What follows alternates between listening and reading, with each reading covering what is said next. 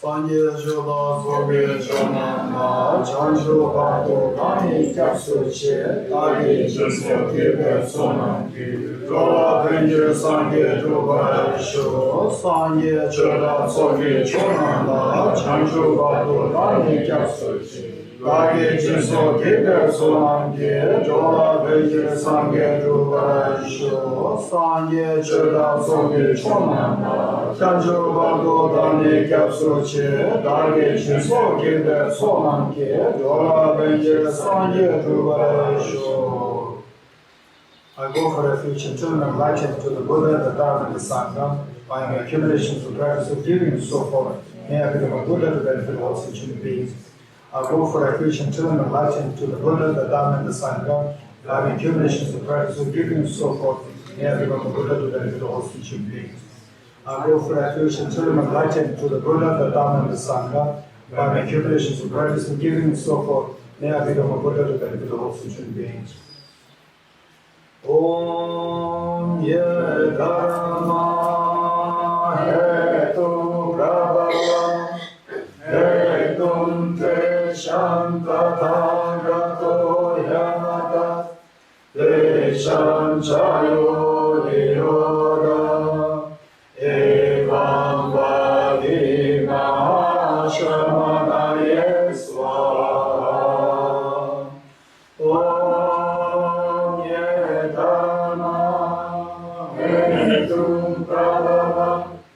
Etum Te Shantadhagato Yamata Te Shanchayo Niroda Evam Vadi Mahashamana Yeswa Om Ye Dharma Hetu Prabhava Etum Te Shantadhagato Yamata Te Shanchayo Niroda Evam Vadi Mahashamana Yeswa.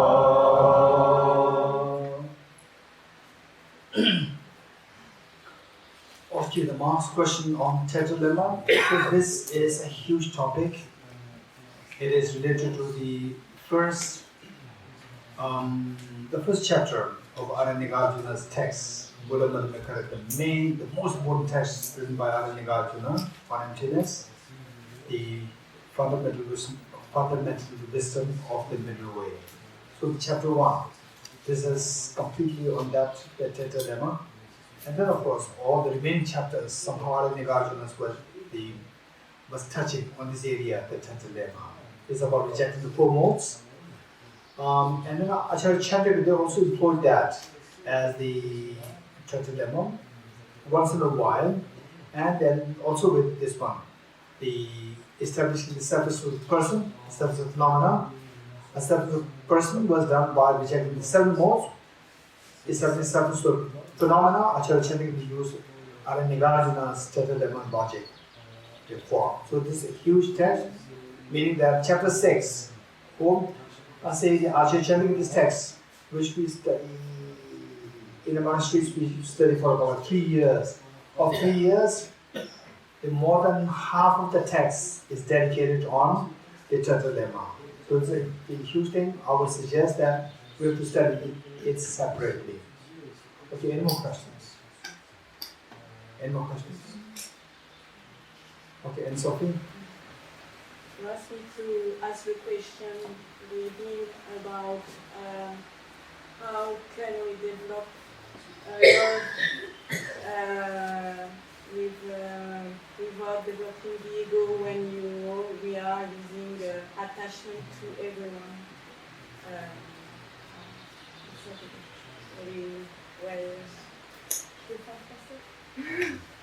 Comment on peut développer l'amour sans développer l'ego quand on utilise l'échange de soi avec autrui, parce qu'on s'appuie beaucoup sur l'attachement, notamment le lien qu'on a avec ça. So the way we cultivate love and affection with regard to all the beings, so we begin with attachment. and after slowly we have to discard attachment in order to. So how we can do to distinguish attachment and love? Okay. Yes. I have to remember. Yes. So this the answer they asked here one. The number two is in the group discussion. I remember. Okay. So basically the question is the oftentimes when we speak about cultivating unconditional love, on the basis of all the reasons that we use is that you cherish others, you will benefit. You cherish others, you will benefit. There's always reference to the self. You will benefit. So many people they ask this question. Finally, down at the bottom is the self-centered attitude. Likewise, like attachment. This is like the ground. Oh, yes, it's very true. If you realize that, it's very true. Okay, so how we are born with? We are born. Okay, by the way, did you follow the question? In other words, the reasoning that we use to cultivate other cherished mind, unconditional love towards others, is your attachment to to parents, to somebody, or finally you'll get a benefit. This is attachment. You'll get a benefit. Somehow due to the attachment. Okay. Answer is yes. That's true. So the great Tibetan masters in the past, they made a very important statement, very humble statement. The statement is that the Buddha uses the spear of ego to destroy ego. The Buddha uses the spear of ego to destroy your ego. Okay, first the Buddha says, what do you want? Then we say, I want happiness. I want self-centered attitude, attachment. Buddha says, yes, you will get it. You will get it. And then he doesn't make an empty promise. He says that what happiness do you want? 10%, 50%, or 100%? I mean, 100 if possible, 100. If you want 100%, then are you ready to do whatever I ask you to do? Yes. Cherish others. Right? Cherish others, then you will get 100% happiness. Then the person starts to cherish others, and then the person feels that you are getting more and more happiness. By cherishing others, you are getting more and more happiness. Then what happens is that others become very important for you. Others so precious. So when the child, how the child builds love and affection towards the parents, some children, they are ready to give their life for their parents. Day one they are born, they cannot give their life for their parents. Day one they were born. Over time, after 3 years, 4 years, then this love and affection is built. Then some of the very decent children, when they reach age 20, 30, 40s, they are ready to do everything for their parents. They are ready. Whatever amount of investment they have, their savings they have, they are ready to spend after their parents. Very decent children. Because they could feel this love and affection. So, look, initially it started with, I get the maximum benefit from this. I get the maximum benefit. This is how we started.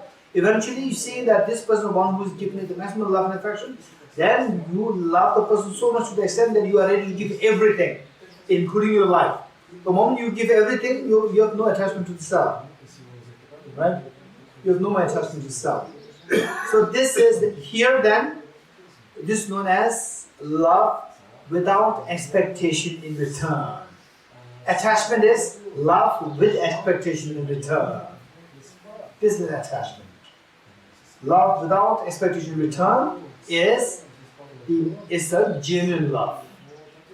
Okay, initially it starts with attachment, it becomes more and more intense, see the benefit that you're getting from the other side, and then your love flows, your mind flows more and more, to the extent that your mind flows so intensely that you are ready to give everything. You don't expect anything for yourself. You want to give everything to the other side. And then you expand this to all sentient beings. It's even more beautiful. Okay, so this is how we use initially we use the attachment, we use the ego, we use the self-centered attitude to kill the self-centered attitude eventually. This is the on the very beautiful practice. You practice it, and you start feeling this love and affection towards others, that you have no expectation in return. It's so good. With expectation, it's already diluted. The moment expectation is there, this love and affection is not pure. But initially, you have to begin with this. Don't worry. Initially, you have to begin with this, and the more intense with the practice, it so happens that the love will be more intense, and the expected return will be cut down. Will be removed. And usually, attachment. What is the difference between attachment and genuine love? One distinction is that attachment is something which is natural, naturally comes. The genuine love is something which you have to cultivate. This is one of the distinctions. What we are deliberately cultivating, practicing, this is a genuine love. Attachment is what is naturally comes, biologically coming. This is one distinction. Yes. But the ground must be there. The ground of some form of feeling of closeness. Feeling of closeness can be attachment, genuine love. This feeling of closeness with this, then you use this as a feeling of closeness, whether it's biological, say the love for your mother, for your father, the child's biological love for the mother, the mother's biological love for the child. This is initially attachment. But this love is so beautiful. So it has two isolates. One is the attachment, the isolate of attachment, and the other is the isolate of the love. Of the two isolates, you kick out the attachment. You keep maintain the isolate of the love, which is so beautiful. Then expand this towards all others. It becomes unconditional love. That is expectation. That is the love without expectation return. Okay, Thomas. We talk about intense compassion and deep compassion. Profound compassion. Yeah, profound compassion. And you asked me to remind. Yeah. Okay. Intense compassion. Okay, let's see. That compassion. Okay, let's say that.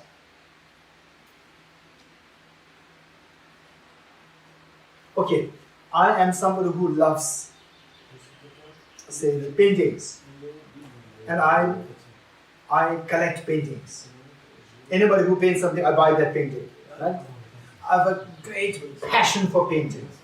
So intense compassion is like the passion, intense passion. This compassion. So the passion, intense passion is there, but I myself, I'm not a good painter, right? I'm not a good painter. So my passion towards the painting is not profound. My passion towards the painting is very passionate. Is intense.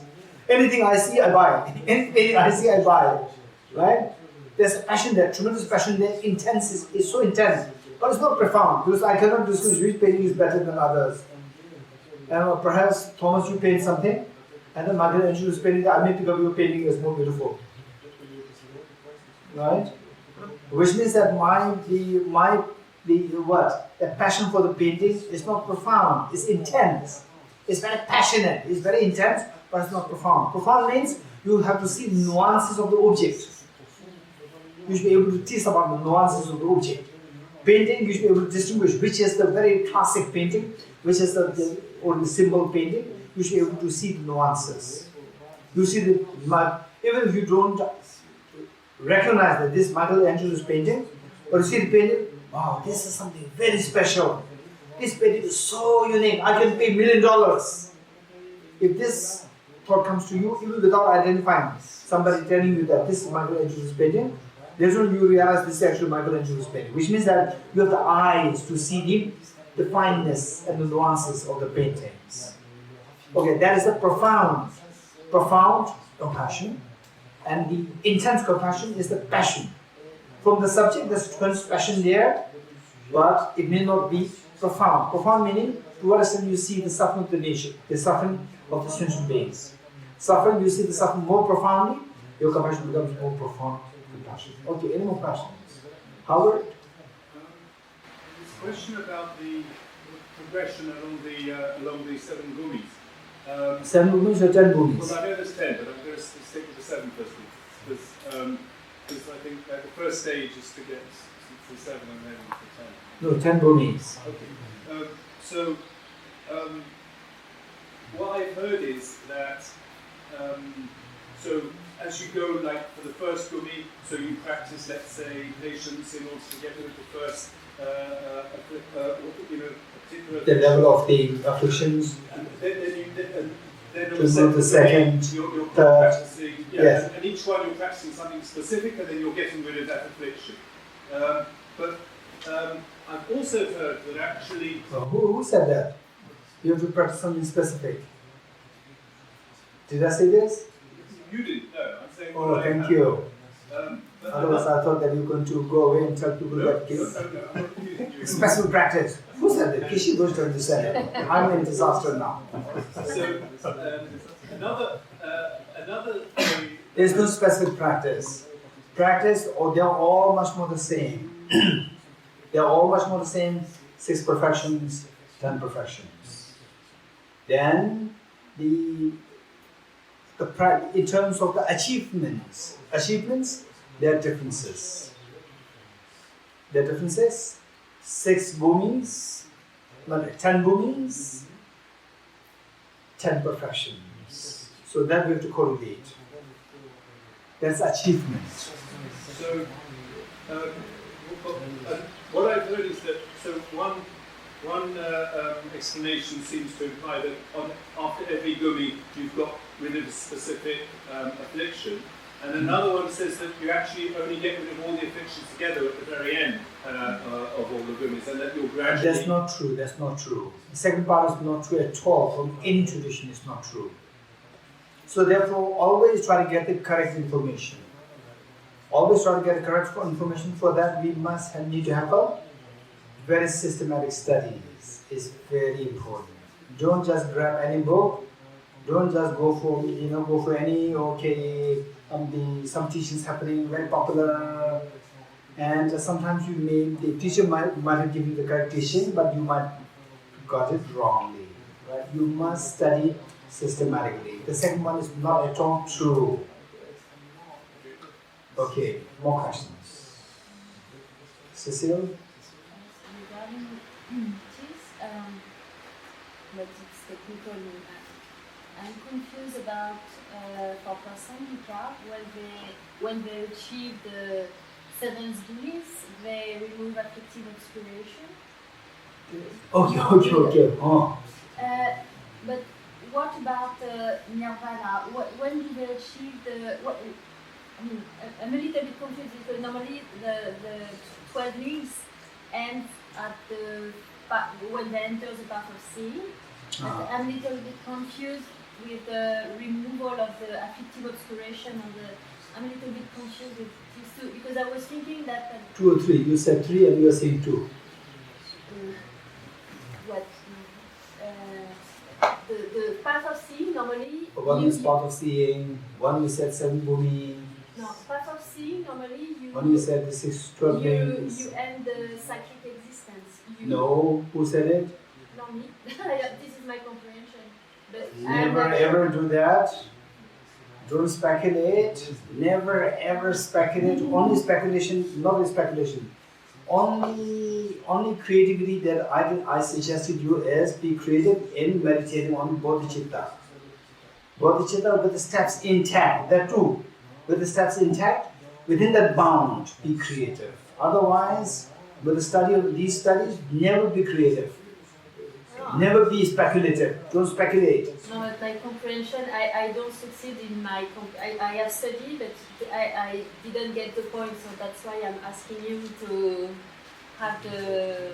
What is your question? So, for the Prasangika, they remove the affective obscuration on the 7 at the end of the 7th round. Yes.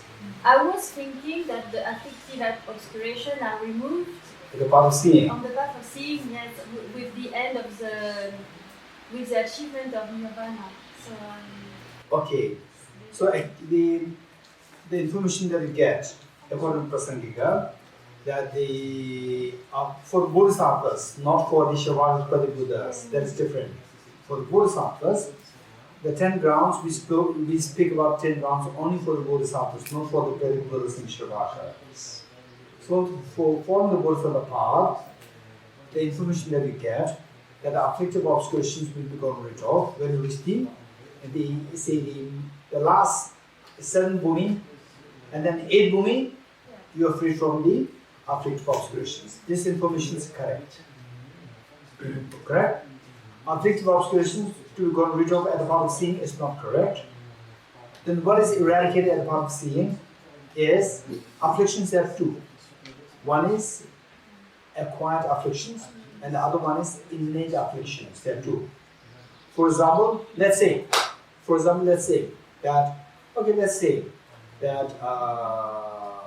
self, I am a permanent phenomenon, right? Some people say that the self is a permanent phenomenon, right?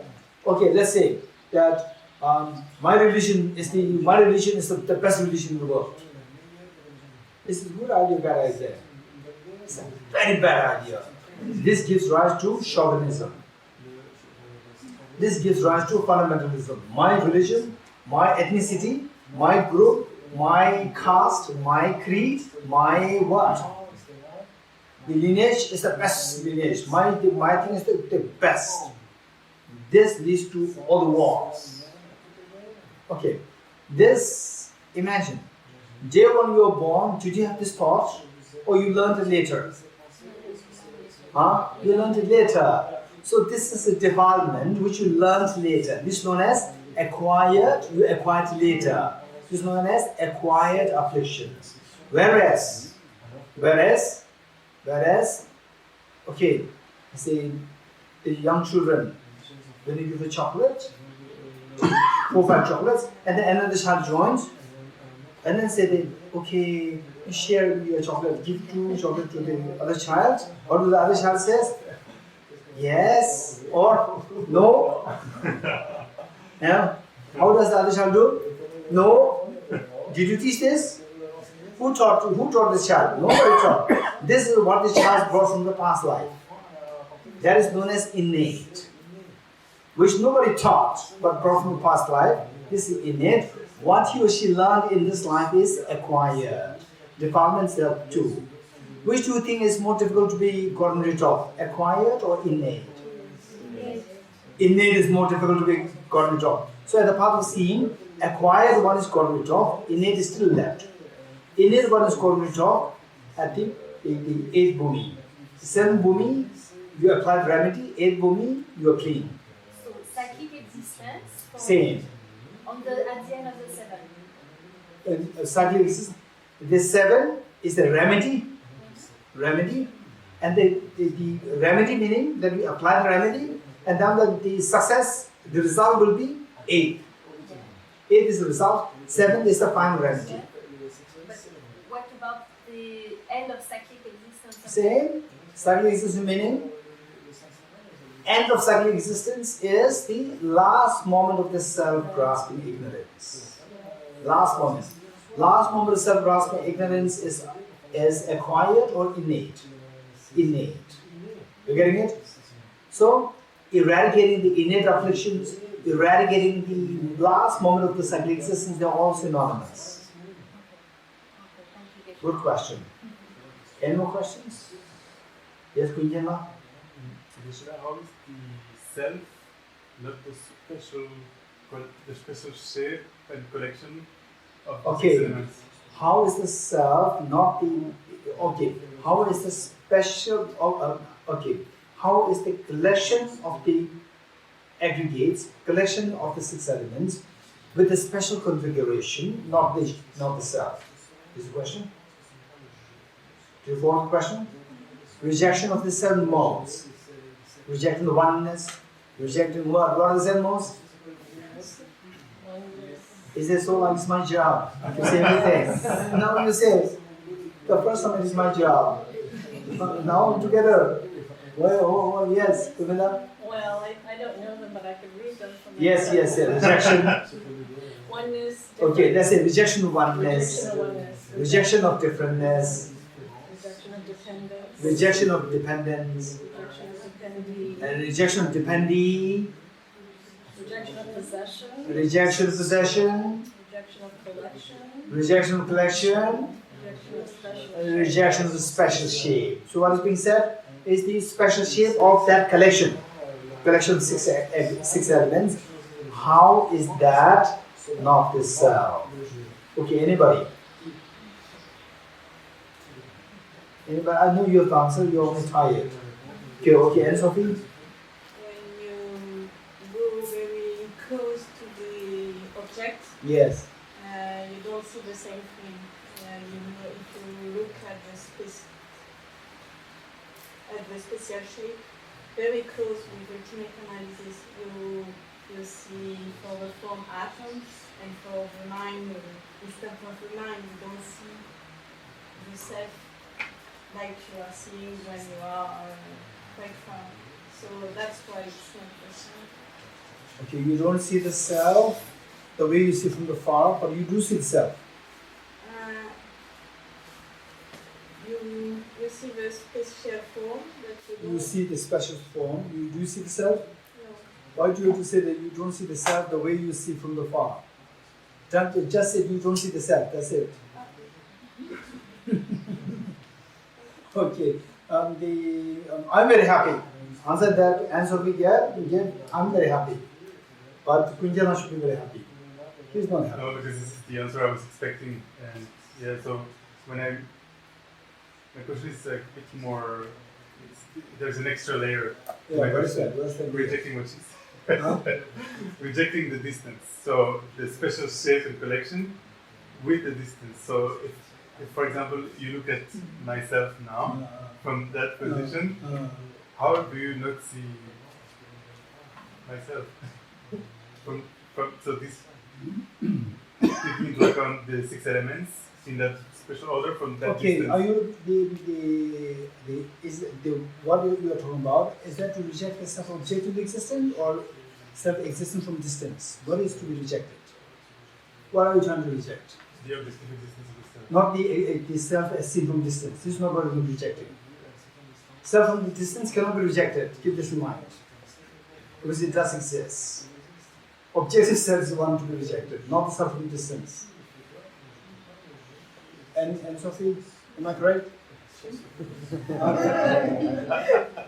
Yeah, she's happy. Okay. Fine, Pinjana? Yeah, I need to wait more. Okay. The mic. So this is a practical question about the 37 practices of the Bodhicittas. Yes. There were a couple of stanzas that talk about people who might slander you, or people might talk in a crowd about some of your faults, and it says that you're supposed to bow, or you talk about their good qualities. Practically, I'm wondering if that's what you would suggest we actually do if that happens, or if there's a way around, if there's something else that we might do. Okay, this is yes. Okay, this is a good point. What I said in the 37 practices, also in the 8th verse of mind training, you see the same thing. The idea is that, the idea is not to bow, surrender. This is not the point. The point is that our self-centered attitude, the point is that our self-centered attitude should go down. That ego should go down. When does the ego and self-centered become very prominent? Is when, particularly when somebody, okay, say with the wealth, with the power, with the education, with the position, automatically the ego, boosts. Ego simply increases. But for somebody without these, with a very average power, average wealth, then you don't really see the ego there. It's a very normal person. For such people, when do you see the ego? When do you see the ego is when somebody actually says something bad to you. Abuse you, accuse you, criticize you, then it arises. Okay, so under such situation, the point is The surrender is not the most important. To bow down is not the most important point. The most important point is that you have to get rid of the ego. The point is that you can do anything. Don't bow, speak directly, face to face. And your ego goes down, do it. And you bow down and the ego goes down, do it. And you fight and the ego goes down, do it. The idea is the ego should go down, right? And this our convention. The way how the convention comes to existence is that the moment, okay, say this is a very the two ways. Yesterday I mentioned a little bit in the group discussion. There are two things. The great masters, what they taught us is that change should happen within. Change should happen within. And don't express it so obviously outside. And if it happens naturally, let it happen, it's fine. Don't stop it. Whereas, say, oh, now I've become a Buddhist, right? Okay, now I've become a Buddhist, I took refuge, then a big mala, very big mala there, very big mala here, right? And usually you come out very, very nicely, very presentable. Now, even your hair is not combed, you don't take you don't brush your teeth, you don't put on the nice clothes, you become very dirty, shabby, I'm Buddhist. This is too much. But this does not have to do with the body appearance. It's about the mental change. Still who you are. I tell the people, particularly the girls who come to Tibet house, the moment they start coming to Tibet house, then even their clothes, they become like the kitchen clothes. They do work there, and instead of using it, they use their own clothes like this. I don't do it, right? You are not a deprived of the Buddhists. You become an embarrassment of the Buddhists. People say, don't become Buddhist. Look at this girl. Before she was Buddhist, she was so presentable, so nice, beautiful. Now to become a Buddhist, she's so shabbily there. Look at the clothes, very dirty. This is what will become. Don't become Buddhist. So therefore, don't act so abruptly outside. Change must happen within. Outside, okay. See how conventional world works. If a conventional world, so where somebody abuses me in public, then okay, I bow down. I'm very sorry. I bow down. Like this, people say you are stupid, right? So there, show no anger. It doesn't mean that you should show anger. Bow down or don't bow and fight. No, this is not the point. Okay, just say, okay, are you really serious what you're talking about? How you're insulting me? Are you serious? If you say, yes, I'm serious. Okay, then okay, we'll talk later. Okay, let's stop here for the time being. Then you leave. You leave. Don't get into anger. The moment you surrender to anger, you bow down. Anger is there, no point. Right? So the point is where people understand. The moment you bow, other people understand, okay, this person very gentle, very decent. If this is convention, bow. If you bow, people see this as stupid, don't bow. Just say, okay, let's stop here. If you want to talk, we can talk later on. It's fine. Okay, I'll come back to you, we can talk. Right? You leave. Make sure that you observe your mind all the time. Make sure your anger is not giving rise to. Make sure that your ego is not coming up. Right? And then if the ego is coming up, if the anger still becomes more, how come that he said this public, how come this? Then go to your room and do a little bit of, say, breathing meditation. Breathing meditation, calm your mind greatly.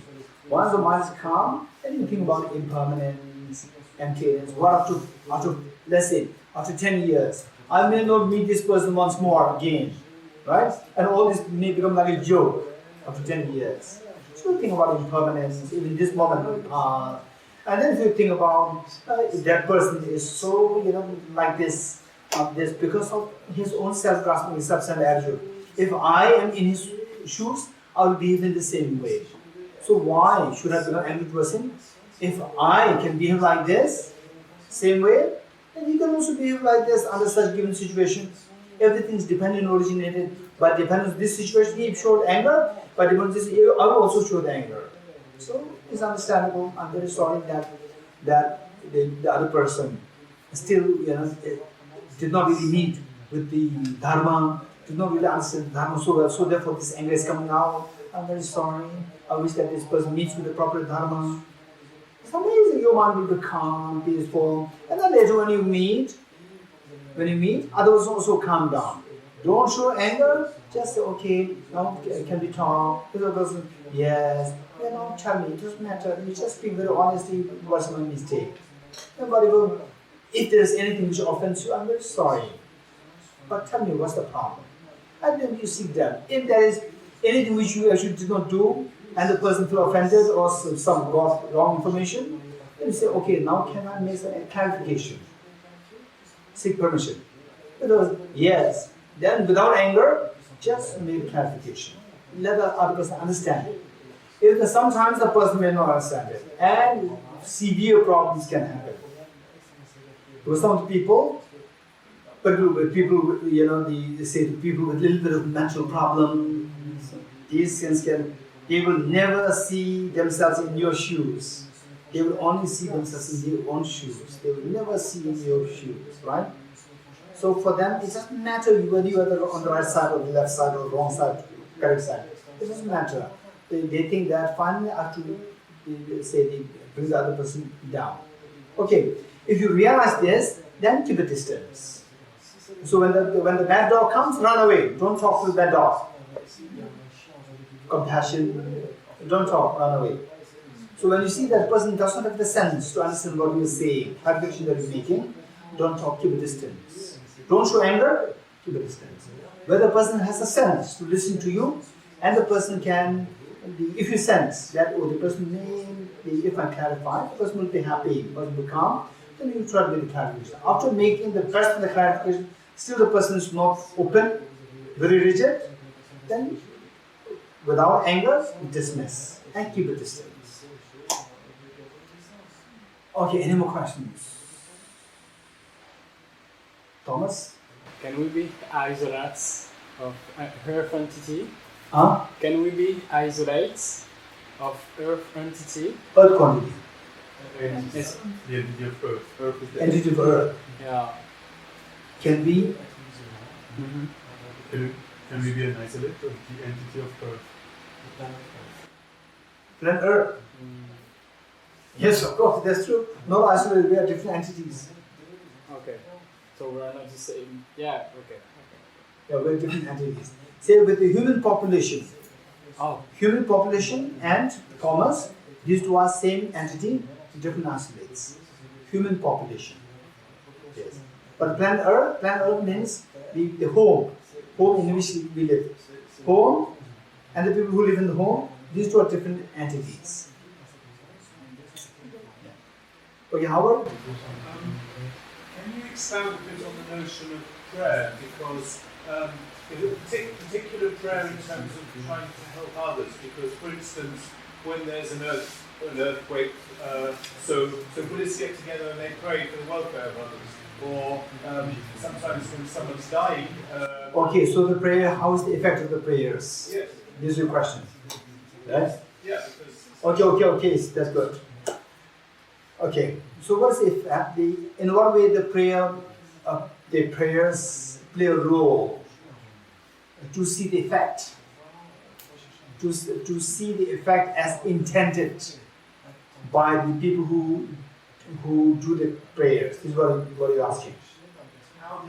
how does it actually help the people? This is the question. Yes. How does it actually help? Okay. The point is number one,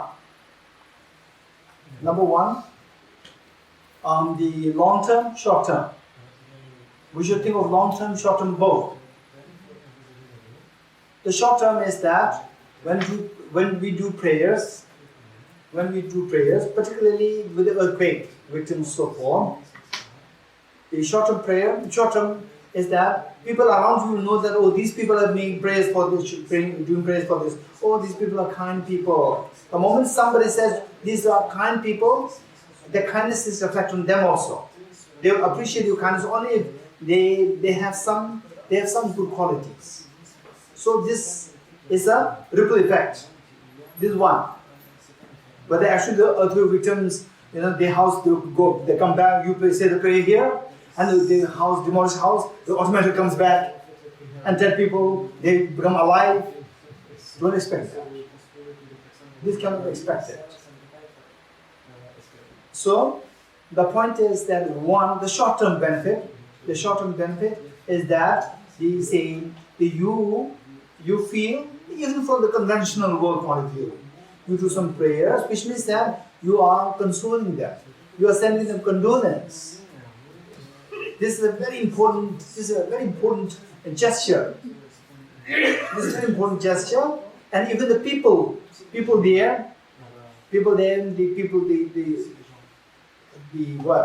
who are related to the disease and so forth, these people hearing that somebody is praying for us, they will feel calm.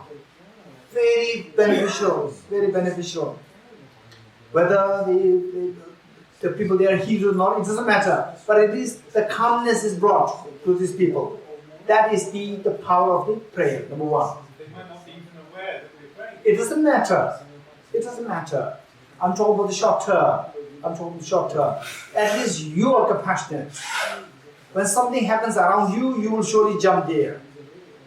And with the prayer, you are activating the seed of compassion within you.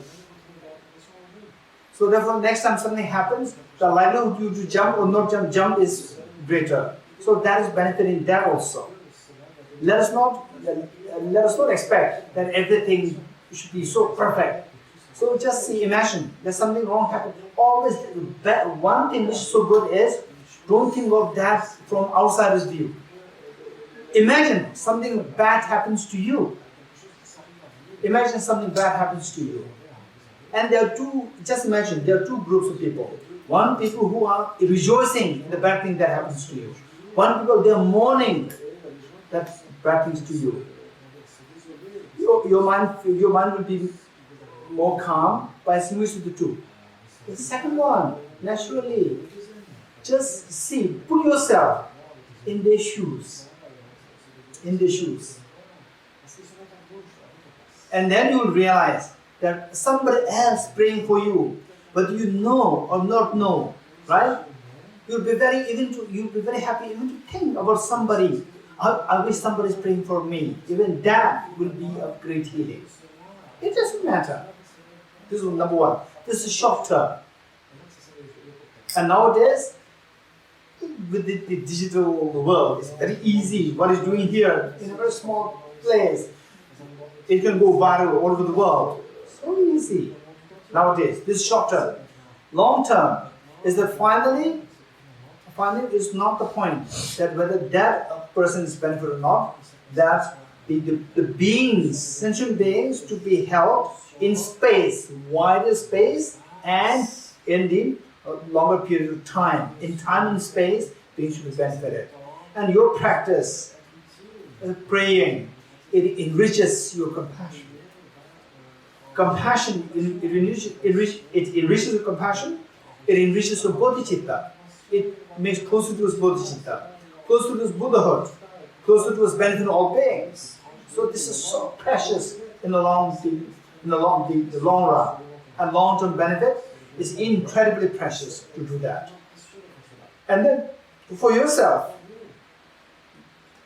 those victims give you the opportunity to boost your immune system. Right? You start praying for them, you feel compassionate.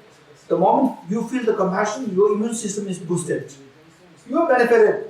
The person who's directly benefited is you. Your immune system is boosted. And then you will not be prone to, the mental problems, physical problems, easily catching cold. This will not happen because your immune system is stronger. Many benefits. Okay, more questions. Any more questions? Can I just expand on that? What about high lamas, for instance, who are praying for someone who's about to die in terms of trying to influence their travel through the bardo? How can we understand that? Okay, so for that, this is about the life after this, about the rebirth. So that is something, for this we have to know about the rebirth, the Bharto intermediate state, and you have to know about this, the subtle psychology. Without the subtle psychology, just with a very basic knowledge, we cannot really understand this phenomena. For that phenomena, either you just believe in it, or you want to know it thoroughly, you have to study deeper into Buddhist psychology. How the mind works. Gross level, subtle level, how the transition happens, all these you have to study separately. Okay, more questions? Yes. Je voudrais savoir s'il existe un recueil pour étayer la thèse de renaissance, en fait, pas pour convaincre, mais quand on en parle avec des gens, sans se limiter à 2 ou 3 exemples, pour en parler d'une façon plus facile. Can you find any kind of book who would speak about rebirth, not in order to convince people, but in order to get enough material in order to speak to people in a valid way?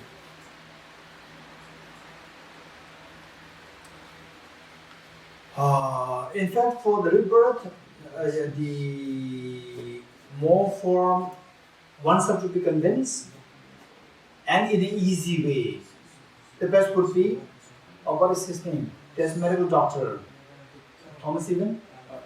Ian Stevenson, Dr. Ian Stevenson's book is best. It's very good. Then most of the people, we can easily be convinced by reading this book about the rebirth. It's very easy.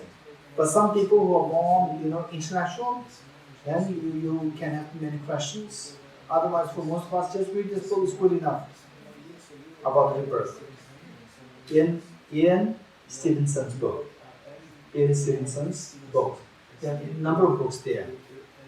A number of his books are there. He was a medical doctor. He passed away already. Yeah. Okay, yes. How can or should I approach emptiness when I'm walking the street or walking somewhere or approaching someone? Is it handy to do that or not at all? Okay, this is a good question. Particularly if you're driving, don't meditate emptiness. I'm very serious. Why I'm saying this is that I have some of my friends who said that, oh, Geshe, emptiness meditation, amazing. I was driving, I was thinking about the previous car before me. It's just, it's not really there, it's just and they could pass, and there's no car there. I said, what a crazy thing that you're doing. Don't do that. You can easily crash. Don't meditate emptiness when you are driving a car. Only when you are a passenger in the car, you can meditate. When you're walking, crossing the road, don't meditate emptiness. Crossing the road, particularly crossing the highway, never ever meditate emptiness. Right? Otherwise, for example, around the stupa, in the forest by yourself, not only you meditate emptiness, once in a while, very powerful stanzas, you recite the stanzas a little loudly, so that even insects, they can hear this, they can leave the imprints in the mind.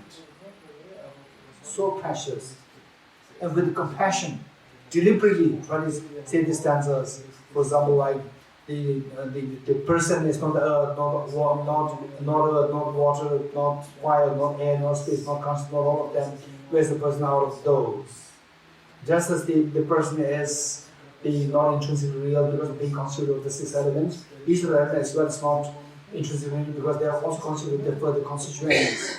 These stanzas you recite loudly when you are in the forest, in the grassland. There are millions and trillions of insects there. They can hear these. They will leave the imprint. And just for them, you can recite them. And your compassion will be activated, your bodhicittas will be activated, and the beings, they will be connected to the path of the liberation. Very precious. Yeah. And then say, if you happen to, for example, say when you out outside you see some insects or the butterflies, whatever, you see little sick or little, what do you call it, injured, and they cannot fly and still alive. If you keep it like this, the birds will eat. Right? Then you take them with you, recite the mantras, keep them in your house, make sure that they die peacefully. Recite the mantras for them. Yeah. Okay. Any more questions? Now the last chance. Okay, if not, we have another 4 minutes. 4 minutes, I'd like to do the 4 lines of the Buddha's essence, the essential teaching, which we read every day. Every day. In Tibetan, Dikpa Chia Mi Jashin, Yo Kusum Sobachu, Rangi Sen, you also do Dinisan Dikpa. Okay, we talk about emptiness, Bodhicitta, and Tantra, and all these complicated teachings of Buddha. They are so precious. If we are to summarize them, something which is doable, something which we can reflect very easily, and yet encompasses all these teachings of Buddha, is this stanza. Commit no evils. Commit no evils. Accumulate as great wealth of virtues as possible. Tame your mind. This is the teaching of the Buddha. Okay, we have been reading this every morning. Which stanza was that? Praise to Shakyamuni Buddha.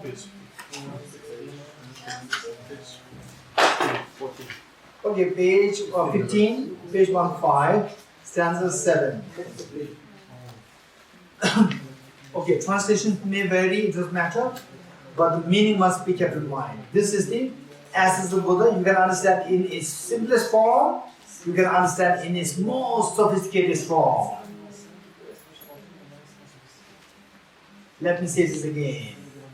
This stanza, you can understand in its most simplest form, you can understand in its most complex form. If somebody is a beginner, you read it and you will understand what the Buddha's teaching is. If you are somebody who is already learned, exposed to the Buddhist philosophy for so many years, you read it, you will know what the Buddha's teaching is. Okay, this is a very precious teaching. It says, don't commit any non-virtuous action. Okay, actually, better would be, don't commit any negativities. Don't commit any negativities. This would be a better translation.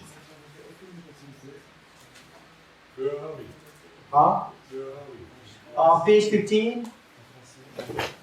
Praise to Shakyamuni Buddha. Okay, let's say page 14. Praise to Shakyamuni Buddha. Then down the line, you will see the stanza number 7. Yes. Thank you. Welcome.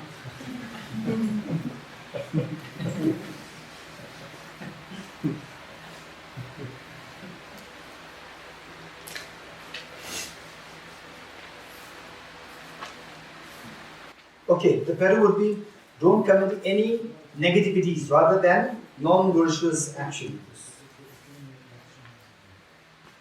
Okay, negativities. In Tibetan it is Dikpa. Dikpa incorporates not only the non-virtuous actions, it's also the non-virtuous thoughts. Actions, thoughts, both are included. So Dikpa, don't commit don't commit any negativities, number 1. Perform only perfect virtues. Okay, and again, second also needs to be changed. Perform only perfect virtues rather than virtuous actions. Virtues can be 2. Virtuous actions and virtuous thoughts. It should be both. Subdue your mind thoroughly. Okay, what do you want? I don't want fears. Then what do you want? I want the maximum happiness. 2. These are 2 goals. If you don't want suffering, if you don't want fear, do not commit any non-virtues. Non-virtues will give rise to fear. Number 1. Then what do you want? I want the maximum happiness. If you want happiness, perform only perfect virtues. Perform only perfect virtues. Because virtues will give you rise to happiness. Number 2. Yes, that's true. That's I understand it. But how can I do it? subdue your mind thoroughly. Calm your mind. Pacify your mind. Because no virtues, they are the mental states. You have to pacify the mind. Pacify the mind, then the virtues will come, no, the virtues will come down. Pacify the mind. This is the teaching of the Buddha. It's so simple, yet it's very sophisticated. How sophisticated? The next question is, how to calm the mind? How to tame the mind? Tame the mind in two ways. One, okay.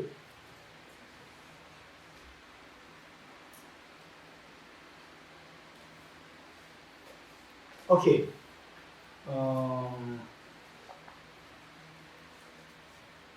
Okay, let me speak of this. Let's say we talk about the 6 perfections and the 4 perfections, total 10. So why 6 perfections? Why 10 perfections? This is the question. Why 6 perfections? Okay, the 6 perfections, 4 perfections making different perfections. They're exclusively for the Mahayana practitioners.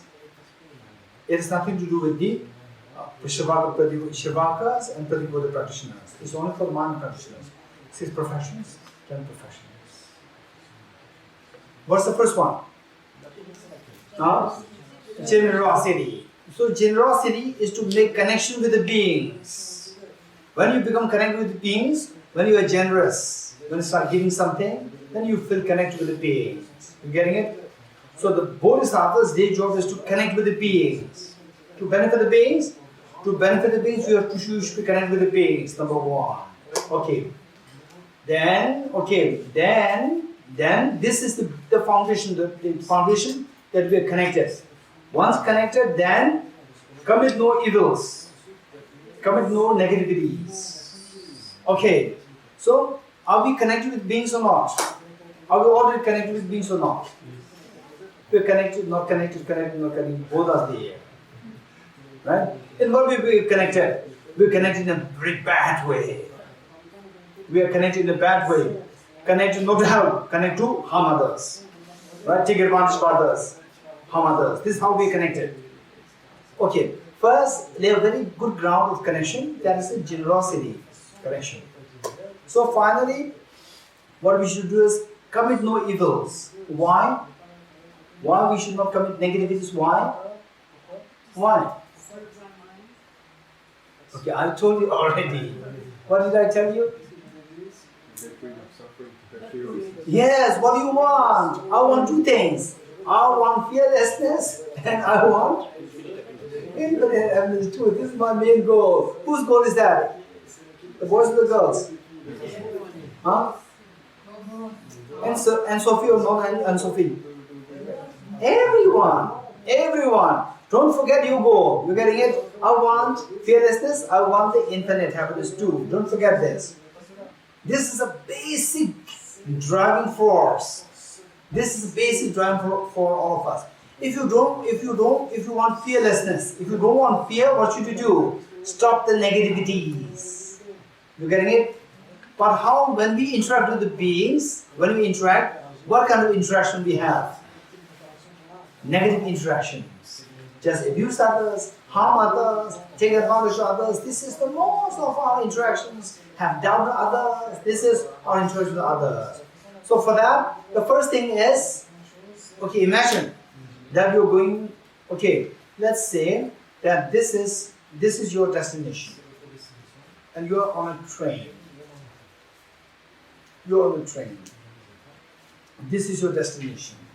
This is a very happy place. And the opposite is the dead end. Opposite is a dead end. And then a dead end, but you don't see any sign there. From there, it's a cliff. Very steep cliff, you'll die. And you're in the middle of the road, and you are going towards that direction. You're going towards that direction. Okay, that movement, is it good or bad? Your train going towards the dead end and then eventually falling. Good or bad? It's very bad. Okay. If it's very bad, what should you do? Huh? Then you take U-turn. Hey, listen. Make the train take U-turn.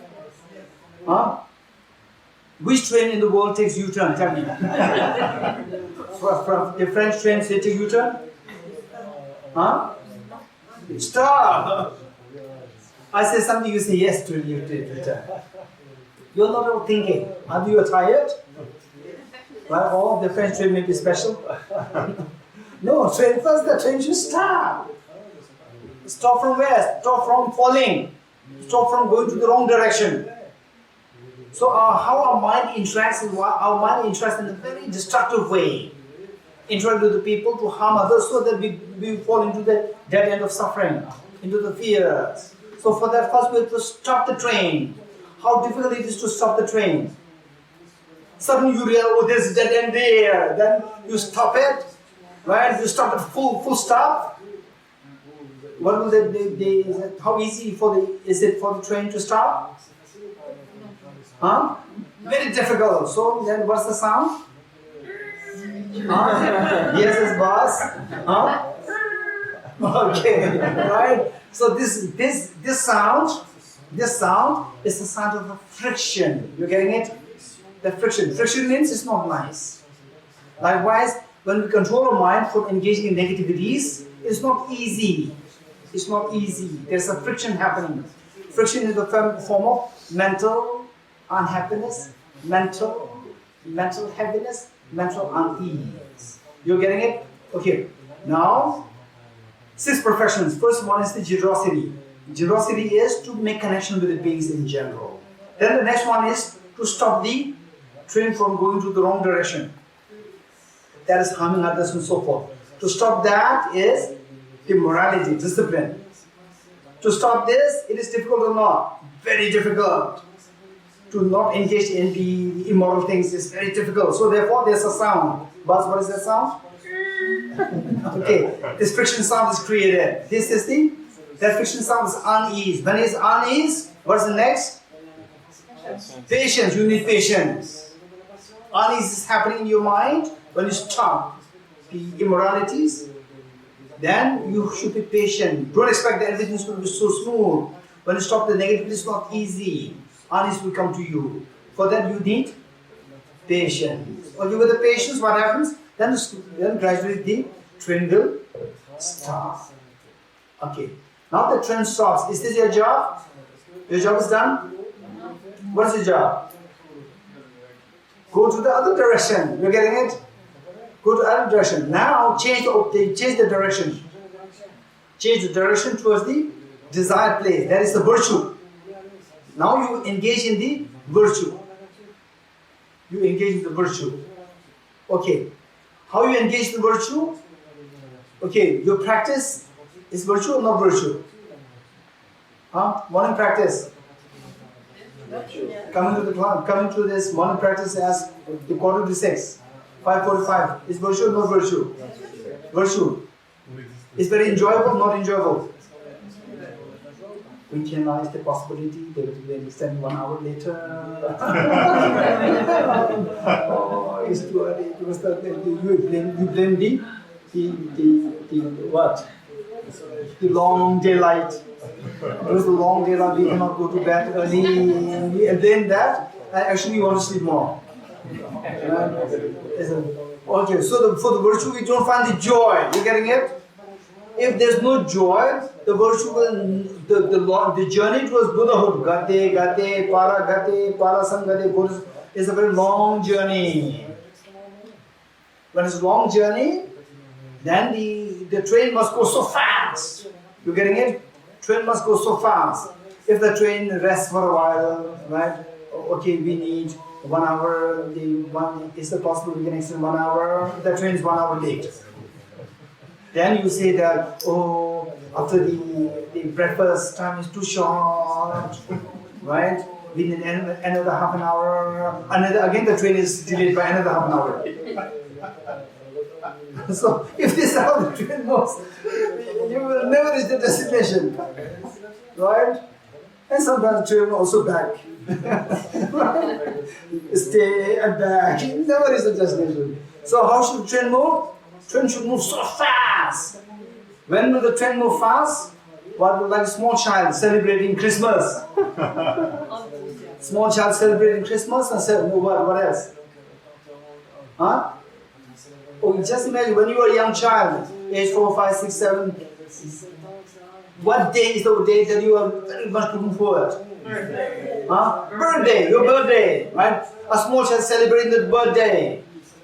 Right? You want a birthday with just one day or if possible 5 days? Impossible 5 days every day. You don't feel tired. Right? So the virtue must be so enjoyable. Why don't you feel tired? Because it's so enjoyable. Birthday celebration is so enjoyable. Make the virtue very enjoyable. You getting it? How to make the virtue very enjoyable? What's after patience? Huh? Joyous effort. You getting it? Effort of virtue with joy. Then with this joy, you can move so fast. And even if it takes long, it doesn't matter. Right? You'll be even happier that it takes long. That the birthday is 5 days. Now your birthday is from the 1 day, maybe 5 days. You will celebrate. You will say, oh no, your exam so for 1 day exam extended to 5 days. Hey, your exam, 1 day exam extended to 5 days. Very unhappy. Your birthday 1 day extended to 2 days. Very happy, right? So make this virtue joyous. This is known as joyous effort. Okay, now your negativity is already start with the patience. Then you reverse the train towards virtue. Not only reverse with tremendous joy, enthusiasm. This will make the train to continue moving. Not, extend like 1 hour, another half an hour extend. Continue the extension. And with the extension, it never is there. So without extension, then it moves so fast. Okay, Buzz, your birthday when you were age 5. Buzz, tomorrow's your birthday. But tomorrow we have a very important family meeting. Can we extend it up to 1 month? No. No, it must happen tomorrow. And then up to 1 week. No. Just tomorrow. From tonight. Right? All the balloons must be there. From tonight. Okay.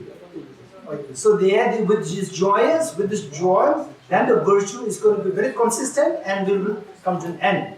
Come to the end of the journey. Okay, joyous effort. Now look, your mind is so fertile. Your mind has become so fertile. Negativity is already gone. And positivities, they are so joyous, so fertile. What I'm going to do, how I'm going to use this fertile mind? Okay, fertile mind I'm going to use for what will actually take me to Buddhahood. What will take me to Buddhahood? Tell me. The wisdom of emptiness. And the wisdom of emptiness is like a very bright light, but the light must be very steady. The steadiness is given by single-pointed meditation. Perfection number 5. What is 5? Concentration or the meditative concentration. Okay, then with the meditative concentration, what is next?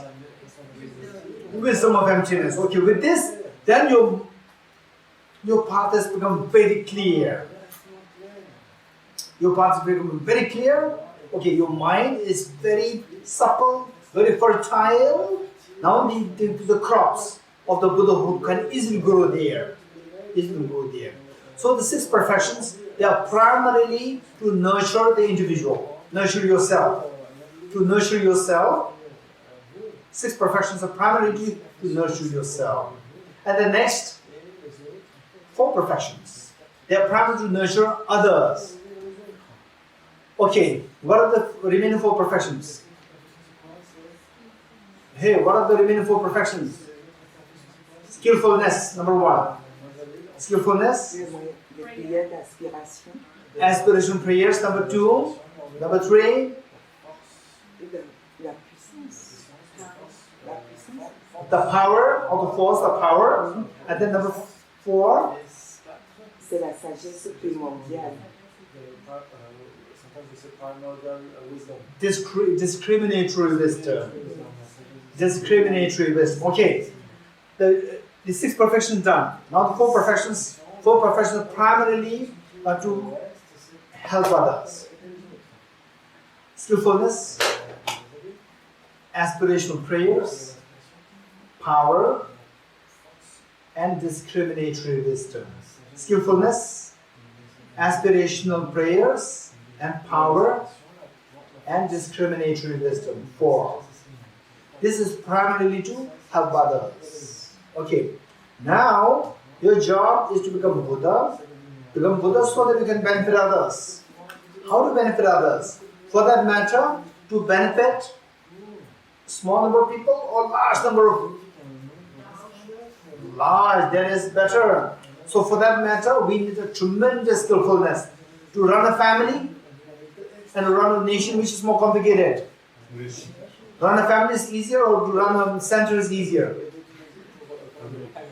Which is easier? To run a family is easier, or to run a center is easier? To run a center is easier, or to run a town is easier? To run a town is easier, or to run a country is easier?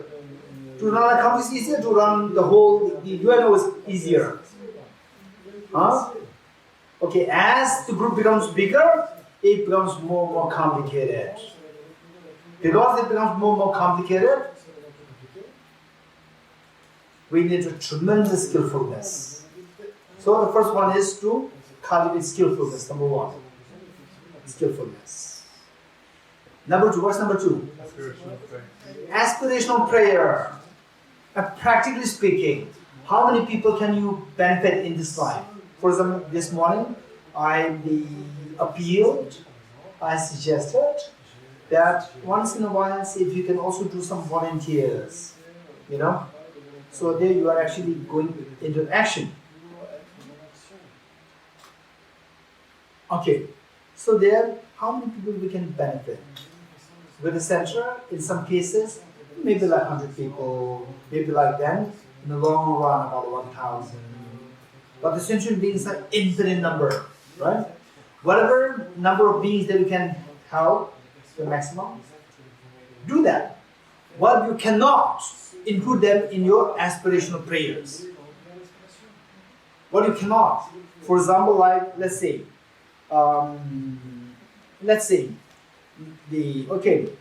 somebody is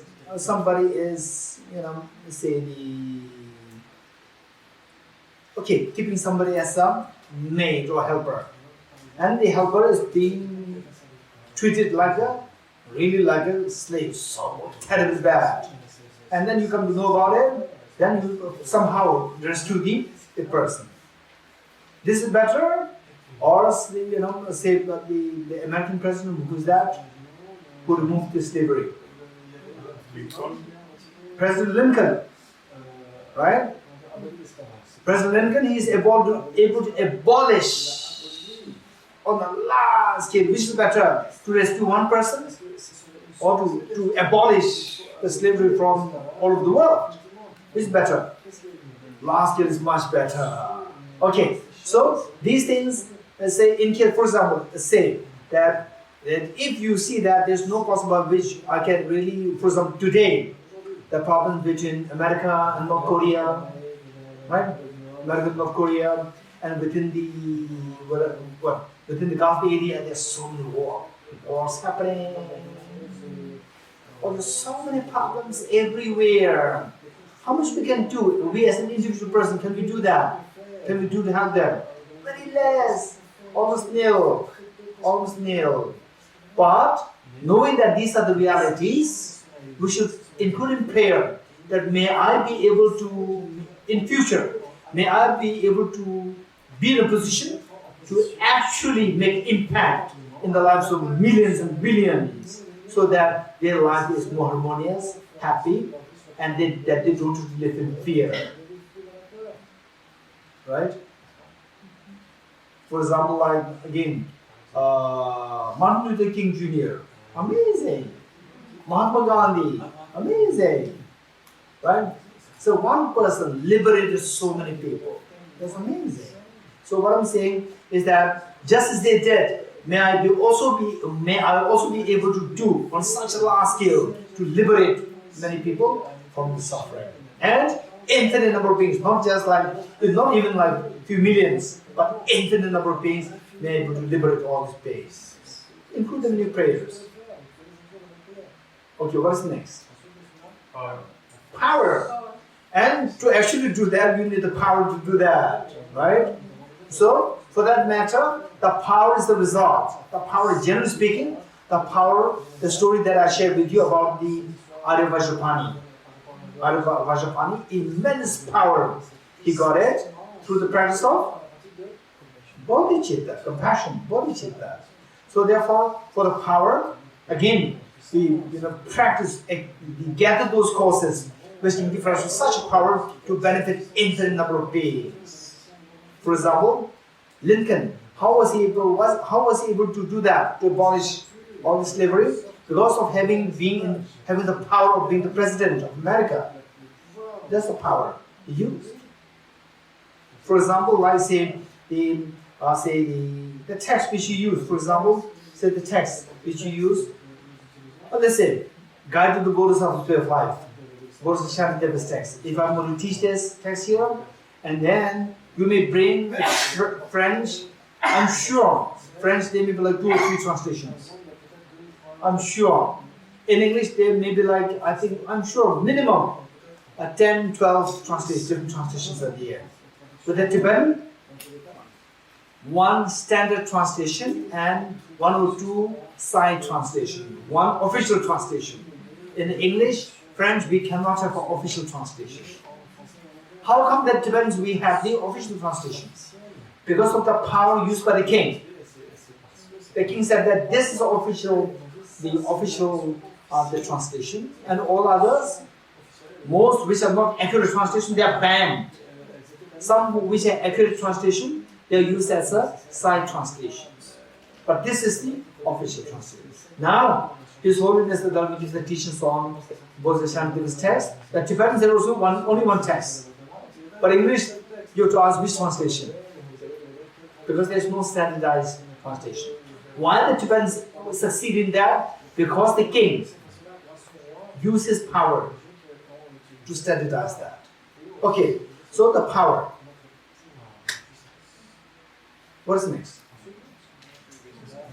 Discriminatory wisdom. Discriminatory wisdom is so important, so important. How? Discriminatory wisdom means, for example, let's say, how to help others. How to help others is very complicated. Do you know it's very complicated? How to help others? Some say, you cannot say that I'll help you. The moment you say I'll help you, they feel offended. They need help. Right? And then if you very pure heart, you go, okay, you are a very poor guy, I'll help you. Oh, how dare you say that I'm a poor guy? Right? Finish. Right? You may be sued. Right? The money that you are about to give to this person, this money you have to give to the lawyers. Very complicated. If you don't help, the person is suffering terribly. Right? So how to help? So we have to know the thinking. You need to have the discriminatory wisdom.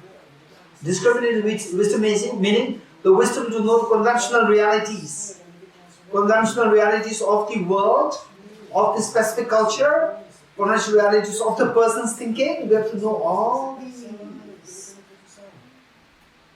And particularly as the scale increases, as the scale expands, the discriminatory wisdom must be more sharp and more nuanced.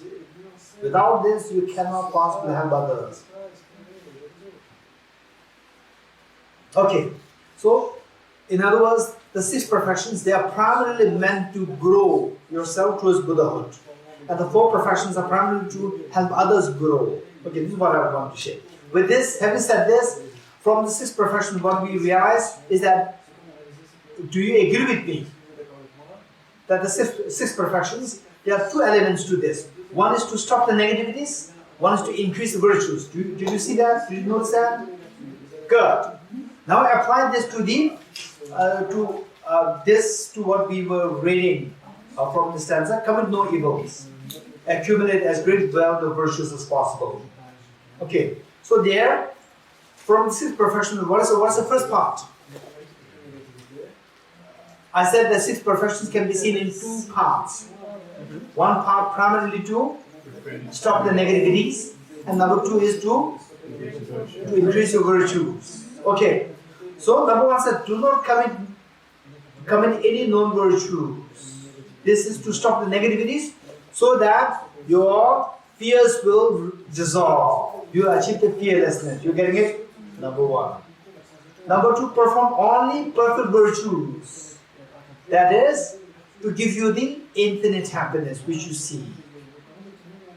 Subdue your mind thoroughly. How to do that?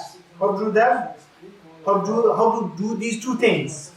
How to do these two things? Stop the negativities. How to do? Stop the self-grasping ignorance. Then, how to increase the virtues? Stop the self-centered attitude. So first, commit no evils. This is renunciation. Number two, perform only perfect virtues. This is Bodhicitta. You getting it? So this, we see that if you don't interpret if you don't read this from a very sophisticated way, we see the simple. It's very simple teaching. Don't do bad things. Do good things. Tame your mind. This is teaching the Buddha. Very simple. But if you see this in the lens of the sophistication, it's very sophisticated teaching.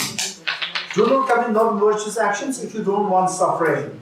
How not to do that? By subduing your mind. And engage in virtues as much as possible if you want happiness. How to do that? By subduing your mind. How to subdue the mind? How to subdue the mind? This question. So, to stop the non-virtues, subdue the mind by subduing self-grasping ignorance. How to subdue self-grasping ignorance? How to subdue self-grasping ignorance? By cultivating wisdom emptiness. Cultivating wisdom emptiness. Okay, how do you subdue your mind in order to have a perfect virtues? By subduing the self-centered attitude. How to subdue the self-centered attitude? By cultivating bodhicitta. So, the first one is to practice renunciation. The second one is to practice bodhicitta. First one is the wisdom of emptiness. Second one is the compassion.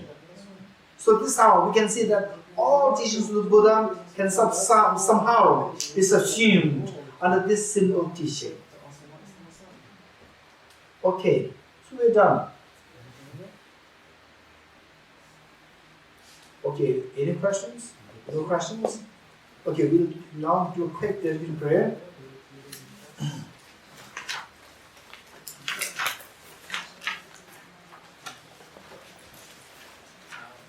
Om Muni Muni Maha Muni Swaha. Om Muni Muni Maha Muni Swaha. Om Muni Muni Maha Muni Swaha.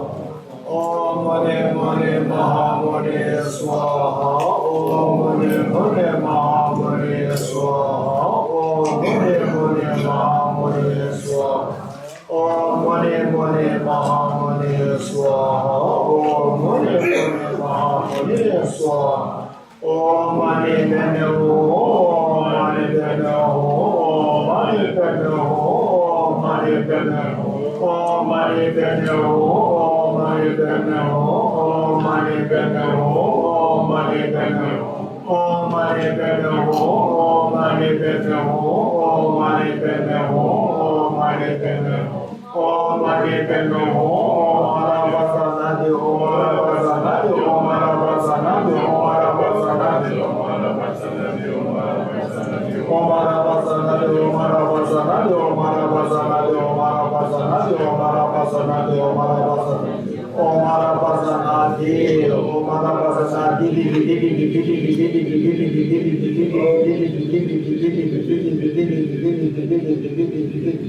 Om Arabasana de Om Tare Tu Tare Tu Re Swaha. Om Tare Tu Tare Tu Re Swaha. Om Tare Tu Tare Tu Re Swaha. Om Tare Tu Tare Tu Re Swaha.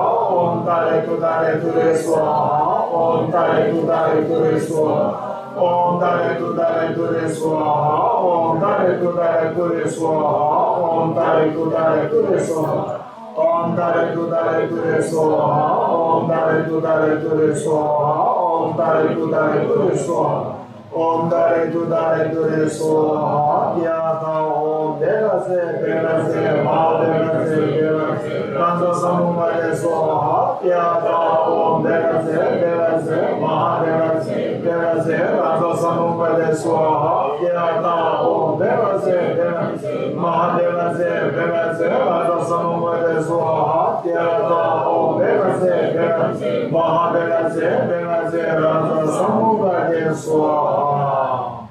And there should be 284, page 284.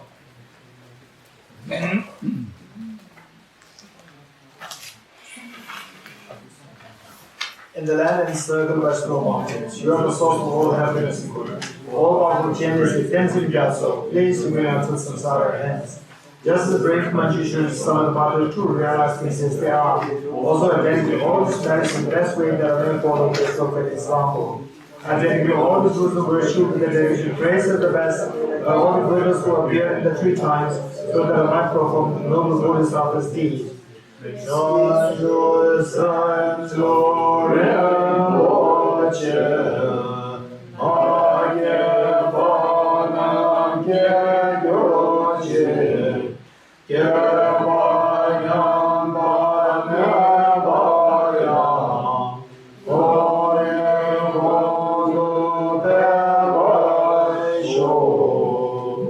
May the Supreme Bodhicitta that is not rest and arise and grow, and may that which is risen not diminished but increase furthermore. As long as stage remains, as long as sentient beings remain, until then there are 2 remains in this present future to the world. Due to the merit of these virtuous actions, there could attain the state of Guru Buddha and lead all beings without exception into the enlightened state. I take it merit thus gathered, first the realization that these are the prayers of all the Buddhas and Bodhisattvas for 3 times, and with the holding the Dharma of teaching and realization. May I know all life through the force of this merit, never separate from the 4 views of the higher vehicle, and accomplish all the stages of the path, the realization of Bodhicitta come through in 2 stages. With a wish to free all beings, I shall always go for refuge to the Buddha, Dharma, and Sangha, until I reach full enlightenment. Inspired by wisdom and compassion, today in the Buddha's presence, I generate my full awakening for the benefit of all sentient beings. I go for refuge to the Chulajin, I confess negativity individually, I rejoice in the virtues of all the things, I hold the rest of the Buddha in my heart. A part of union of meditators with compassion is loosely explained by the terrible Buddha Dhamma and it makes us the letters close. To the lotus hold the tenth capsule, we subjugate to the durations of focus spontaneously. May the operations of evil thoughts and deeds alternate the forces human to non-humans, or help the analysis of perverted prayers against the teachings of the Buddha through the vanquish, through the body, through the 3 Gurus. Nor my life is never separate from perfect Gurus, I enjoy the magnificent Dharma by completing the qualities of station and path that will attain the state of Vajradhara. Lord, my future lifetimes will always be guided by Rajishri and be able to uphold the Dharma in gentle and the teachings of the family Gurus in particular, given the course of our life.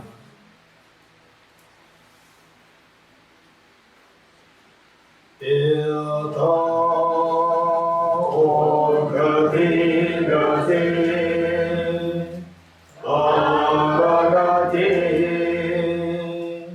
Parasangati Bodhiswatyata Om Gati Gati Aragati Parasambhati Bodhiswatyata Om Gati Gati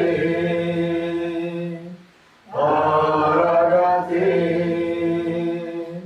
Parasambhati Bodhiswatyata Om Gati Gati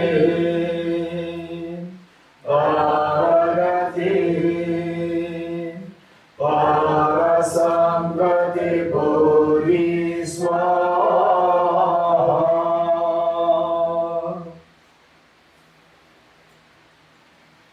Questions?